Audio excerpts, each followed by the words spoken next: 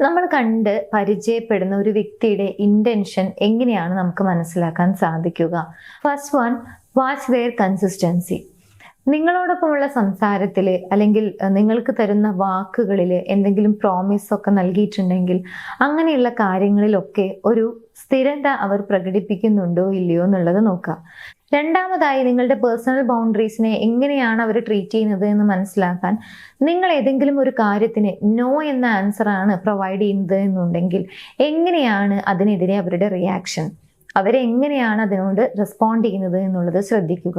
ഇനി മൂന്നാമതായി ശ്രദ്ധിക്കേണ്ട കാര്യം, നിങ്ങൾ ഏതെങ്കിലും ഒരു പോയിന്റിൽ അൺഅവൈലബിൾ ആകുന്ന സമയത്ത് നിങ്ങൾ എന്തെങ്കിലും ഒരു കാര്യത്തിൽ ബിസി അല്ലെങ്കിൽ എൻഗേജ്ഡ് ആയി പോയിട്ടുണ്ടായിരിക്കാം.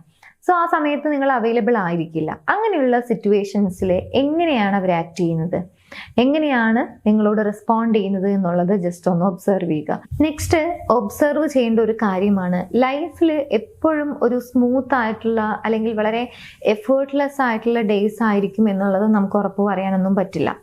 സോ എന്തെങ്കിലും ഒരു കാര്യം കൊണ്ട് കുറച്ച് ടഫായിട്ടുള്ള അല്ലെങ്കിൽ കുറച്ച് ചാലഞ്ചിങ് ആയിട്ടുള്ള അല്ലെങ്കിൽ അത്ര ഒരു സ്മൂത്ത് ആയിട്ടുള്ള ഒരു ഡേയ്സ് അല്ല വരുന്നത്. ഏതെങ്കിലും ഒരു സിറ്റുവേഷൻ അങ്ങനെ നേരിടേണ്ടി വന്നു കഴിഞ്ഞാൽ എങ്ങനെയാണ് അതിനോട് അവർ റെസ്പോണ്ട് ചെയ്യുന്നത് എന്നുള്ളത് ജസ്റ്റ് ഒന്ന് ഒബ്സർവ് ചെയ്യുക.